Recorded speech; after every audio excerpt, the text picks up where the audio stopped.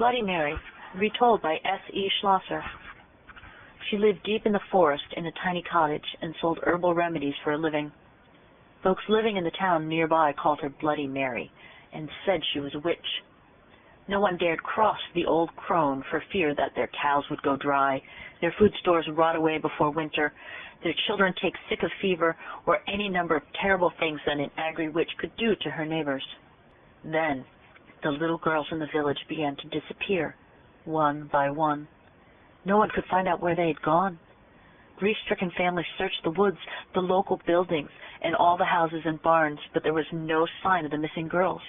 A few brave souls even went to Bloody Mary's home in the woods to see if the witch had taken the girls, but she denied any knowledge of the disappearances.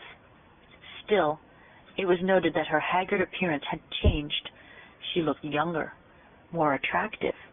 The neighbors were suspicious, but they could find no proof that the witch had taken their young ones. Then came the night when the daughter of the miller rose from her bed and walked outside, following an enchanted sound no one else could hear. The miller's wife had a toothache and was sitting up in the kitchen treating the tooth with an herbal remedy when her daughter left the house. She screamed for her husband and followed the girl out the door. The miller came running in his nightshirt. Together they tried to restrain the girl, but she kept breaking away from them and heading out of town. The desperate cries of the miller and his wife woke the neighbors. They came to assist the frantic couple.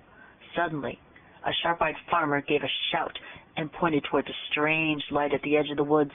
A few townsmen followed him out into the field and saw Bloody Mary standing beside a large oak tree, holding a magic wand that was pointed toward the miller's house. She was glowing with an unearthly light as she set her evil spell upon the miller's daughter. The townsmen grabbed their guns and their pitchforks and ran toward the witch. When she heard the commotion, Bloody Mary broke off her spell and fled back into the woods. The far-sighted farmer had loaded his gun with silver bullets in case the witch ever came after his daughter. Now he took aim and shot at her. The bullet hit Bloody Mary in the hip and she fell to the ground. The angry townsmen leapt upon her and carried her back into the field where they built a huge bonfire and burned her at the stake. As she burned, Bloody Mary screamed a curse at the villagers. If anyone mentioned her name aloud before a mirror, she would send her spirit to revenge herself upon them for her terrible death. When she was dead, the villagers went to the house in the wood and found the unmarked graves of the little girls the evil witch had murdered. She had used their blood to make her young again. From that day to this, anyone foolish enough to chant Bloody Mary's name 3 times before a darkened mirror will summon the vengeful spirit of the witch.